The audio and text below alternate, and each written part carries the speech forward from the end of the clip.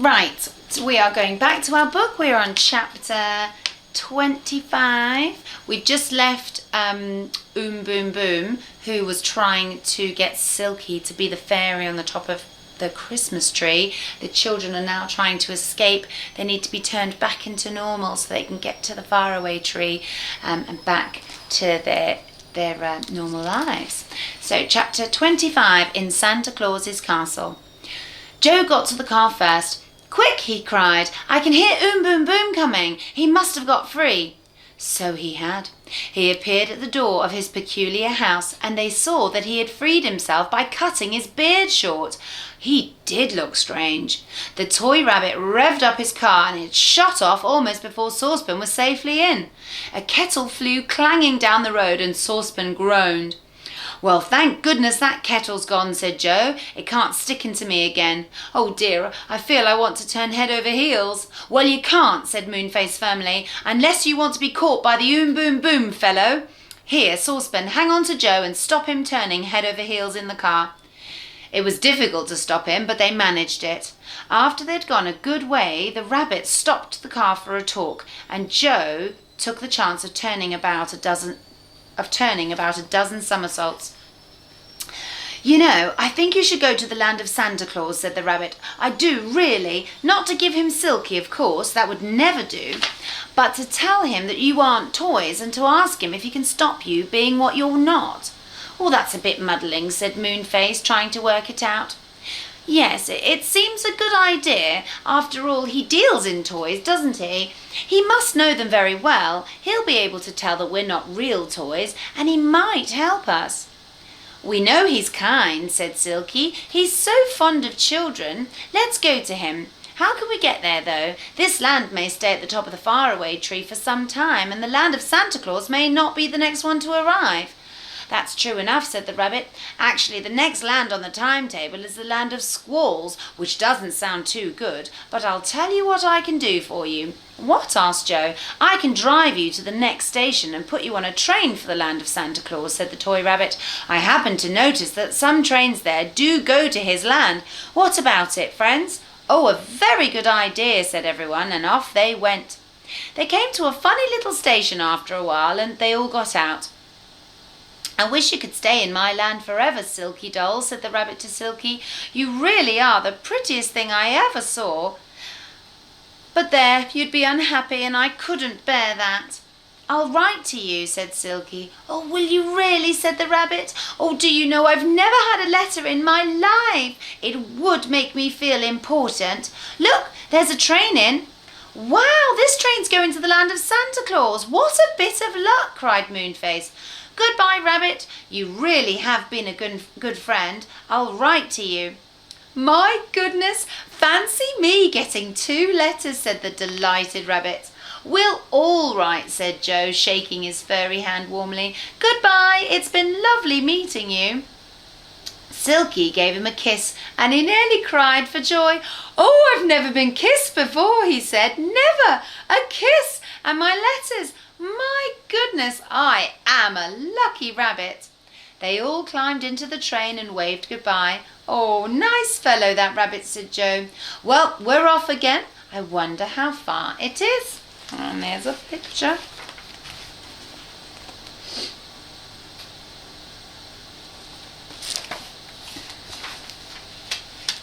It was quite a long way, and they all fell asleep. A porter woke them up at last. "Hey, you! Don't you want to get out here?" he said. "This is where toys usually get out." They scrambled out because the station board said, "Get out here for the castle of Santa Claus." "Just in time," said Joe, yawning. "Oh, here I go, turning head over heels again." "There's the castle. Look," said Beth, pointing to a magnificent castle with many towers rising high on a hill nearby. "And goodness, look at the snow. Anyone would think it was winter here." "Oh, it always is," said the porter. "It wouldn't be much good for sleighs, would it, if there wasn't any snow? Is Santa Claus expecting you? His sleigh usually meets the trains in case there are any visitors for him." "Is that it down there?" asked Moonface, pointing down into the snowy station yard. A sleigh was there with 4 lovely reindeer whose bells jingled as they moved restlessly. A small red pixie held the reins. "Oh, yes, that's the sleigh. Better go and get in," said the porter. He stared hard at Silky. "Goodness, isn't that a pretty doll? Oh, I bet Santa Claus would want her for his own Christmas tree." They went to the sleigh and got into it. "To Santa Claus, please," said Joe, and off they went, gliding smoothly over the snow, drawn by the 4 eager reindeer. They arrived at the castle. They felt rather nervous when they saw how big and grand it was. They stood at an enormous door, carved with all kinds of toys, and rang a great bell. The door swung open. "Please come in," said a teddy bear dressed like a footman. "Santa Claus will see you in a few minutes."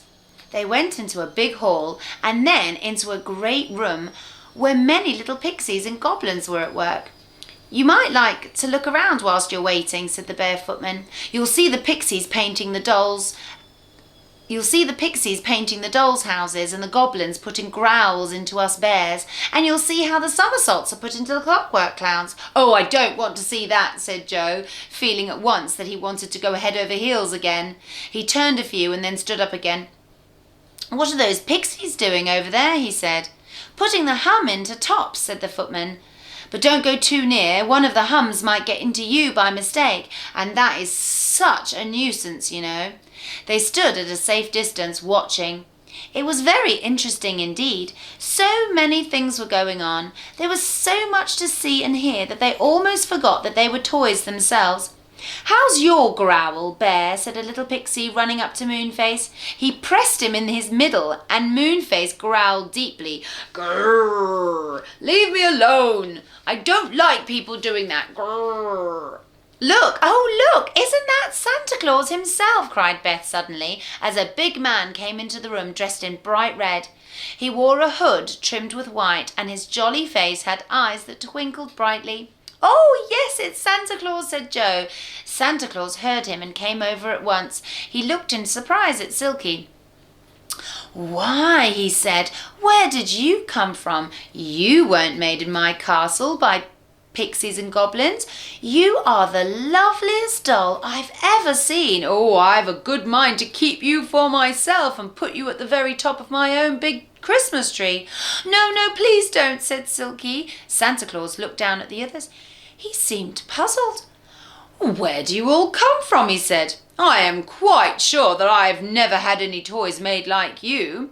The rabbit dressed up in kettles and saucepans, for instance, and this funny little bear. He doesn't seem like a proper teddy." "We're not proper toys," said Beth. "Santa Claus, we got turned into toys in the fort of the toy soldiers. I'm a little girl, really." "And I'm Moonface, who lives at the top of the faraway tree," said Moonface. "What?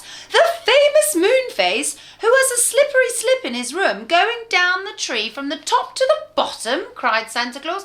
"My goodness, I've often wanted to see that. Oh, do you think I'm too fat to go down it?" "Oh, no, I don't think so," said Moonface, looking at him.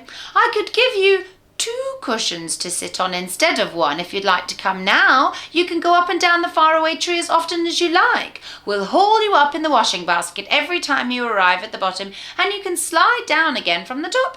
"Oh, yes, let's go now," said Santa Claus in delight. Well, to think I'm meeting the famous Moonface at last. Oh, and I suppose this lovely doll is Silky the fairy. Oh, and of course, this is the old saucepan man. "But how do you know us?" asked Moonface, astonished. "Oh, I've heard about you from the children," said Santa Claus. "They keep asking me for books about you to go into their Christmas stockings, and they look so exciting that I've read them all. I did want to meet you." Well, wasn't that a bit of luck? Santa Claus called his sleigh, and they all got in. "To the top of the faraway tree," commanded Santa Claus, and away they went. It didn't take very long. In quite a little while, the sleigh landed on a broad bough near the top of the tree, and they all got out. "My room is just a bit higher up," said Moonface, and led the way. They were soon in his little room. He pointed to the curious hole in the middle of the floor. "There you are," he said. "That's the slippery slip.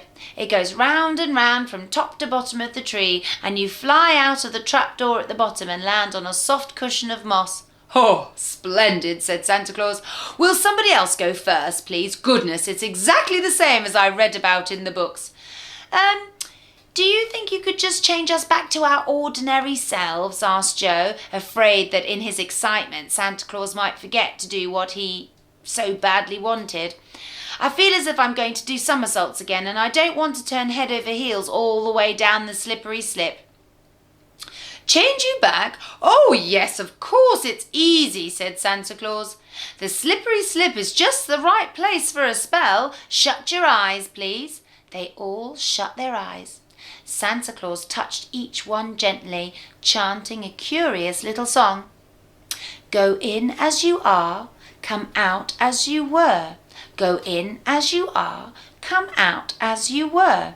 They opened their eyes. Moonface got a cushion and pulled Beth onto it. He gave her a tremendous push and she shot down the slippery slip at top speed, round and round, and then out she flew through the trapdoor at the bottom and landed on a tuft of moss. Oh, she said, breathless. Oh, I'm myself again. I'm not a stiff-jointed doll any longer, and I can shut my eyes and open my eyes properly. She got up, and out of the trapdoor flew Joe. Oh, Joe, you're all right again. You're you, cried Beth in delight. And here comes Silky. She's not a doll anymore. And here's Franny. She's all right too. Look out, here's the old saucepan man. Oh, yippee, he's back to normal. Oh, and he's lost his floppy ears, said Silky. I'm rather sorry. I really liked him with those long ears. Good old saucepan. And then, whoosh, the trapdoor shot open with a bang and out sailed Santa Claus, his hood on the back of his head. Bump. He went onto the cushion of moss and sat there panting and full of delight. What a thrill! What a thrill! Better than anything I've got in my castle. Oh, look out! Here comes Moonface, cried Joe, and out came Moonface, no longer a fat teddy bear, but his own beaming self once more. Oh, I'd like to do that again, said Santa Claus, standing up. How did you say we got back to the top of the tree? In a basket? Oh, yes, said Joe, but if you don't mind, we won't come with the others. You see, our mother will be wondering about us, so we'd better say goodbye and thank you very much. Oh, goodbye. See you next Christmas, said Santa Claus. I'll bring you something extra nice. Ah, here comes the basket, let down on the rope. Do we get in? The last thing that Joe, Beth and Franny saw was Santa Claus in the big basket being pulled slowly up by all the squirrels at the top of the tree. Moonface and Silky and Saucepan were with him, leaning over the edge of the basket, waving to them. Well, I suppose dear old Santa Claus will be going down that slippery slip till it's dark, said Joe. Oh dear, surely I'm not going to turn head over heels again. It just feels like it. Oh, you'll soon get out of the habit, said Beth. I still feel as if I want to walk stiffly like a doll. Goodness, wasn't that an adventure? Oh, we'll never have a better one, said Franny. Oh, yes, we will, Franny. Beth and Joe, you just wait and see. That's the end. Next one is chapter 26, and we will read that a bit later.